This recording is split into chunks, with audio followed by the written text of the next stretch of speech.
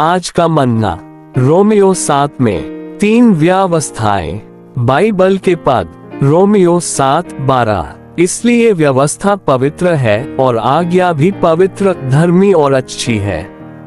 Romeo 7:22। क्योंकि मैं भीतरी मनुष्य के अनुसार परमेश्वर की व्यवस्था से बहुत प्रसन्न रहता हूँ।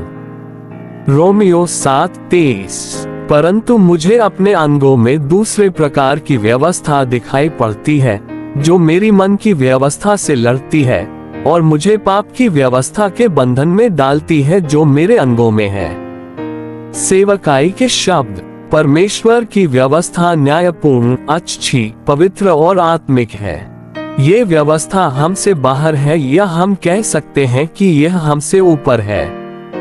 परमेश्वर की यह व्यवस्था पतित मनुष्य से कई मांगे और अपेक्षाएं करती है ताकि उसे उजागर किया जा सके, जबकि परमेश्वर की व्यवस्था हमसे ऊपर और हमसे बाहर है, हमसे मांगे करती है। अच्छाई की व्यवस्था मनुष्य के प्राण के मन में है।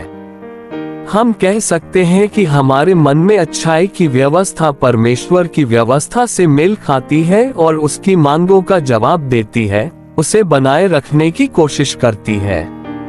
यदि परमेश्वर की व्यवस्था कहती है अपने माता पिता का सम्मान करो, तो हमारे मन में अच्छी व्यवस्था तुरंत जवाब देती है, आमीन, मैं ऐसा करूंगा, मैं अपने माता पिता का सम्मान करूंगा। हालांकि हमारे अंगों में एक तीसरी व्यवस्था, पाप की व्यवस्था है, जो अच्छाई की व्यवस्था के विरुद्ध युद्ध करती है।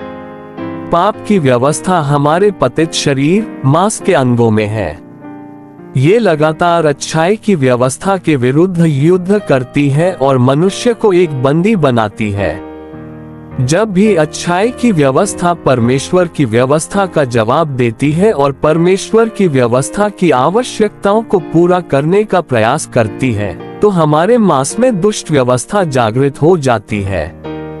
यदि अच्छी व्यवस्था जवाब देने में विफल हो जाती है, तो दुष्ट व्यवस्था शायद निष्क्रिय रहेगी, जैसे कि वह सो रही हो। हालांकि जब दुष्ट व्यवस्था को पता चलता है कि अच्छी व्यवस्था जवाब दे रही है, तो दुष्ट व्यवस्था अच्छी व्यवस्था के खिलाफ युद्ध करती है और अनिवार्य रूप से हमें पकड़ लेती है। यह कोई शिक्षा नहीं है, ये हमारा जीवन इतिहास है। कल जारी। आमीन।